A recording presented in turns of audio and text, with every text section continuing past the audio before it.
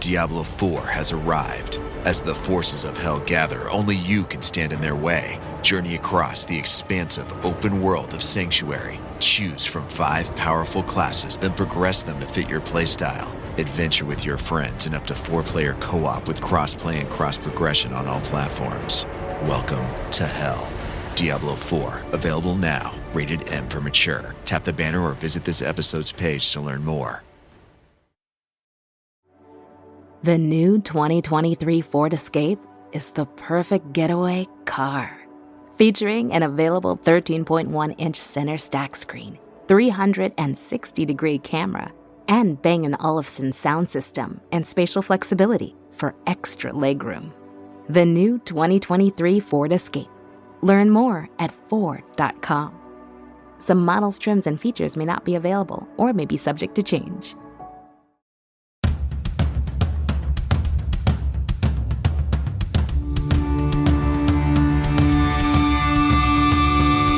Hey, what's up? This is Sully from Godsmack. Strap on those boots, baby, because you are now in the trenches of the war room with the one and only Mistress Carrie right here on the Mistress Carrie podcast. What's up? This is Joe Rogan, and you're listening to Mistress Carrie. Her hair so lovely, pretty eyes. Hey, this is Brent from Shinedown, and you're listening to Mistress Carrie. Hey, Carrie, go put your bra on, girl. Hey, this is Steven Tyler, and you be listening to the baddest bitch in Boston, Mistress Carrie. What's up? This is Aaron from Stain, and you're listening to Mistress Carrie. Hi, everybody. This is Dave Grohl from the Foo Fighters, and you're listening to the one, the only Mistress Carrie. Hey, this is David from the band Disturbed, and you're listening to the baddest bitch in Boston, Mistress Carrie. Hi, Bruce Dickinson here from Iron Maiden. Yes, indeed, Miss Whiplash herself, Mistress Carrie, is here to unchain your brain. Hi, this is Flea from the Red Hot Chili Peppers. You're listening to Mistress Carrie. This is Dennis Leary. You are listening to my favorite, Mistress Carrie. Hey, this is Corey from Stone Sour, and you have the privilege of listening to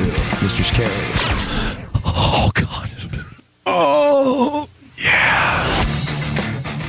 Hey, it's Mistress Carrie, reporting for duty from MCHQ for episode 157 of the Mistress Carrie podcast. And before we get to this week's guest, Brad Gillis from Night Ranger, I want to remind you about all of the great stuff that you can find at mistresscarrie.com. Not only can you find every episode of the Mistress Carrie podcast and every episode of my video show, Cocktails in the War Room, but you'll also find an in-depth concert calendar with all of the shows coming to New England. There's extras like my blog and photo gallery, the links to listen to the Mistress Carrie show on the radio. There's a button where you can message me right here in the studio, and you can check out the online store. If you want to do a little shopping in the store, you'll find everything from t-shirts, tank tops, and hoodies to beanies, baseball and trucker caps, visors, coasters, and even a concert-approved clear waste bag to take all of those essentials inside sporting events and concerts.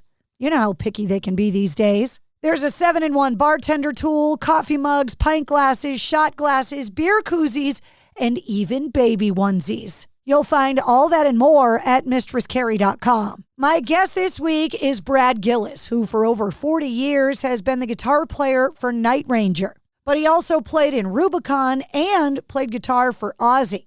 The band's getting ready to go out and spend the summer with Bret Michaels on the Parti-Gras tour, with Jefferson Starship, Mark McGrath from Sugar Ray, and more. So I sat down with Brad Gillis to talk about his career, his life on the road, the fact that he never got married, how he learned to play the guitar, Night Ranger being featured in the new Ben Affleck movie Air, his inspiration from the Beatles and Santana all the way up through the newer music that he loves to listen to at home. And we got a health update on Night Ranger lead singer Jack Blades. If you want to see Night Ranger in concert, they'll be at the Xfinity Center in Mansfield, Massachusetts on July 21st. You'll find the link to buy tickets in the show notes of this episode, and you'll also find the link to this episode's corresponding playlist with all the music we talk about, and you'll find all of Brad's links and the Night Ranger links, including all of their tour dates for the summer. So allow me to introduce you to Brad Gillis from Night Ranger. Bradley Gillis from Night Ranger.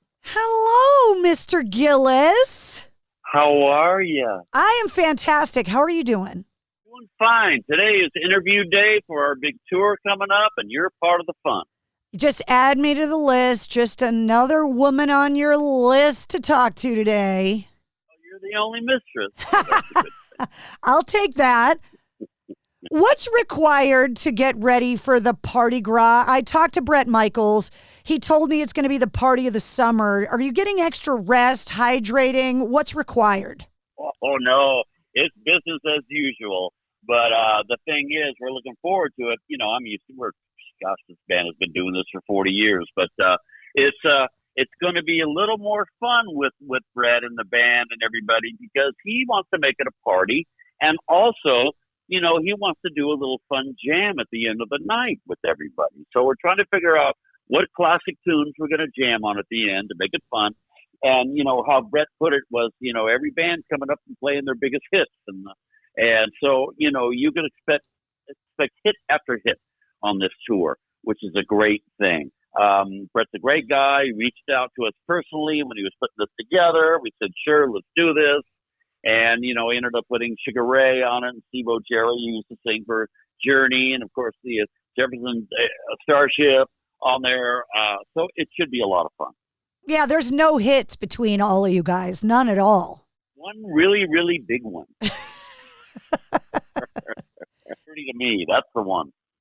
You said you've been doing it for over 40 years. Does that sound weird coming out of your mouth? Well, you know, you would never think that would be the case because so many bands get together and they, you know, usually break up after the second record or whatever, move on, or egos come in and take over, and everybody wants to go solo and whatever. But I got to tell you, we've all got along great. We keep our egos in check. We have a lot of fun on the road. We have a wonderful crew who we've, you know, handpicked to make sure they're, you know, take care of business, and they're great to get along with. And because of that, we've been able to sustain this 40-year career with the band. And, you know, last year we did 75 shows. This year we're probably going to be doing around the same. So it's great to be working that much. Now, you got to realize, too, back in the 80s, you know, when we came out, we were doing over 200 shows a year. But we were kids, you know, we could do that. Nobody wants to get on a bus for months anymore. So we kind of broke it down to, you know, weekend warrior shows, we call it. We leave on Thursday, fly out on Thursday, play Friday, Saturday, home on Sunday.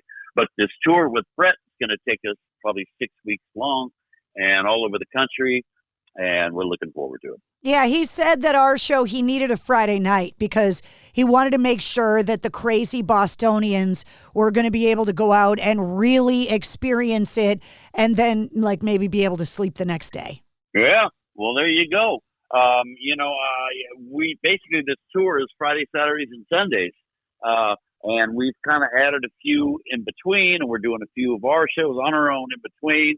But, you know, Brett wanted to go out and do Friday, Saturdays, and Sundays for 6 weeks. And that was what was originally booked.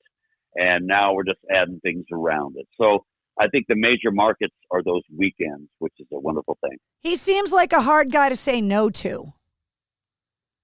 Well, he's just so positive. He's that guy, man. He knows how to work it, knows how to work a crowd.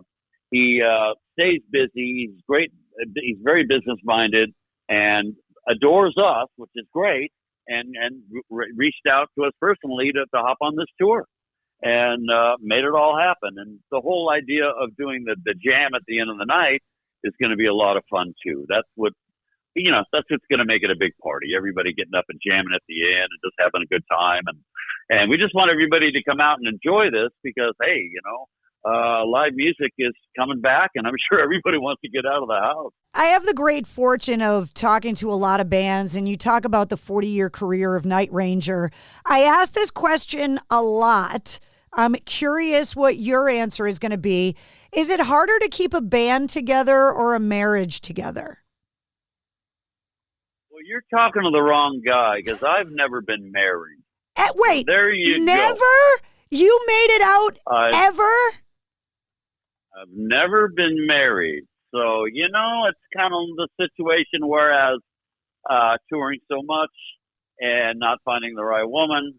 And I've had I've had a few women leave me because I wouldn't marry them. I said, okay, bye-bye. No, you know, you don't put pressure on a man in that situation. So, no, I've never been married. But, who knows? Maybe someday. Maybe someday, he says. Can we talk about your upbringing a little bit? And I have a theory about music that there is the soundtrack to your childhood, the music that you get exposed to growing up. And then one day you discover a song, a band, an album, and you make the decision, okay, that's what I like, and it changes everything. What do you remember hearing growing up? And then what was the song or who was the artist that finally made you kind of find your own musical identity?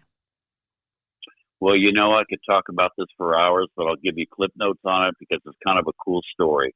Right when I was growing up, I was 8 years old. The Beatles came out, Rolling Stones, all these great bands, and saw them on the Ed Sullivan Show, and I said, man, I want to rock. And now my mother I had an organ around the house. She played organ and sang around the house all the time. My father was in the military, so I had a nice, solid military upbringing. Respect people, be nice to your elders, and get her done.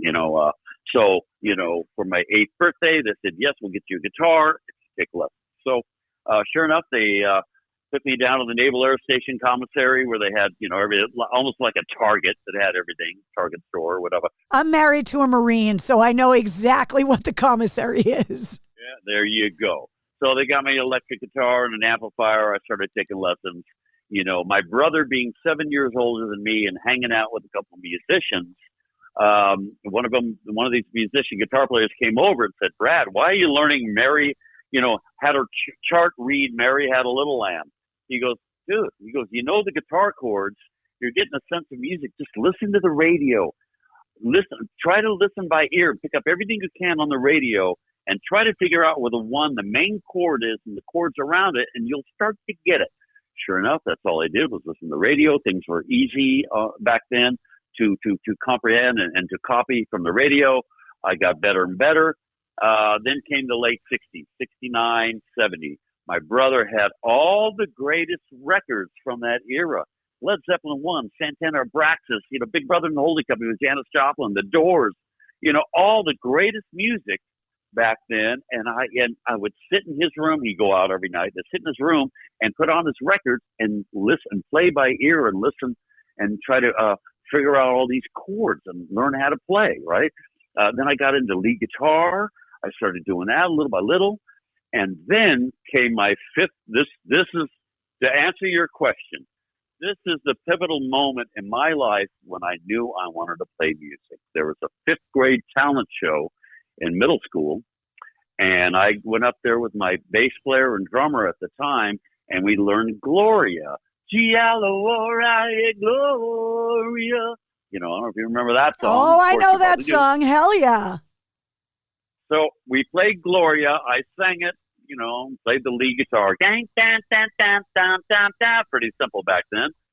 And after we got done with our song, the crowd screamed. The girls screamed in the audience. And I jumped back a couple of feet and I was scared to go, oh my God. And my bass player goes, they like us. They really like us. So I thought, all right. Hey, man, I got together with my buddies. I got my band together. We were called the Invaders. And started getting seriously into music and played all through high school and dances and parties. And right out of high school, I played clubs, 5 sets a night, 5 nights a week, which really honed in my chops because I was playing all this different types of music, from funk, because back then in the mid-'70s, funk was real popular. Rock and roll and funk and disco and everything. I was playing it all, which kind of gave me a broad upbringing musically. And then after that, I got in a band with Jack played. It's called Rubicon. And March 18th, 1978, we played the Cal Jam 2. And that was that big concert in Ontario Motor Speedway. And that was Aerosmith and Hart, Dave Mason, Santana, and 250,000 people at that show. Biggest show day of my life. And then we morphed into Night Ranger, got that together while we were getting a record deal. There was that tragic passing of Randy Rhoads in the plane crash. And then I jumped in with Ozzy in April of 1982, finished out their tour, did the Speak of the Devil record, live Black Sabbath material with Ozzy, and then we had finished Dawn Patrol with Night Ranger, and Rudy Sarzo, the bass player with Ozzy, left to go with Quiet Riot, and I left Ozzy to go with Night Ranger. And 1983, we went on tour with Kiss, and the rest is history. What was the first riff? What was that first one that you figured out? Do you remember what it was? Sitting in your brother's room trying to figure it out? Yeah, I think it was I'm Henry VIII, I am. Henry VIII, I am. I think I learned that. Of course, like I said, I learned Gloria. House of the Rising Sun. That was a tough one because of all that ding, ding, ding, ding, ding, ding, ding. But my brother's friend came over and helped me with a lot of that. He gave me a lot of pointers and, directed me towards the radio to follow along. So that's why it's so cool for me to go in and jam with somebody or sit in with somebody, because I learn by ear and I could pick up, I know roughly where these songs are going and how to adapt and jam along with people. So, but I still remember Mary Had a Little Lamb. I'm sure you do, Brad. I ask every songwriter that comes on the show this question. Is there a song that you think is the perfect example of songwriting that is so perfectly written that you covet it and wish you wrote it? By any artist of any genre, but you got to break it down and tell me why it's that one. Maybe Hotel California by the Eagles. I mean, the guitar part, intro, is so awesome. There's a lot of songs. Even going back to the Animals, House of the Rising Sun, awesome chords. A lot of the rock and roll that came out later on were just basic, jam chords, power chords and such. But the Beatles, Hendrix. I mean, it's these guitar intro parts that are exciting to me where back then were a challenge to learn. I sat down with Beatles records for, so long, just learning all those chord changes. I was just enthralled and amazed that McCartney, Lennon, how they put together these songs, and nothing was out of the norm. Everything was unusually cool. And, of course, that's why they had such major success. But the harmonies and melody. They come up so much on the show. Like the rock and roll would be so different if we didn't have them. Exactly. But, I'm all about melody, and melody stands the test of time. And I even incorporate a lot of melodies into my guitar playing because, it's nice to know after you finish it solo that people are going to remember that solo, So I put a lot of effort into my solo on Sister Christian, which is kind of cool because Sister Christian, we just landed that song in the Air movie, about Michael Jordan, about Nike, and with Ben Affleck and Matt Damon. Sister Christian. That movie's full of Massachusetts boys. We know that movie's coming out. Well, it's out, and Sister Christian is in it. That is so cool. Does it surprise you when you go out on the Parti-Gras this summer and you're up on stage playing these iconic songs and you look out in the crowd and you see kids who weren't even alive when the song came out originally? Well, I've talked about this a few times. Basically,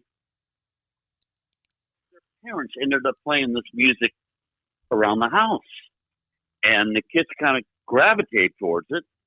And the next thing you know, they're getting into the old classic 80s rock stuff and realizing that, hey, this stuff's pretty damn good, You're the soundtrack to other people's childhoods now. Yeah, no, exactly. And I think that's great. But, I got to tell you, a lot of music coming out in the 90s and stuff, the grunge and everything, there was a lot of great stuff, but a lot of it was downer music. Nothing positive about it, and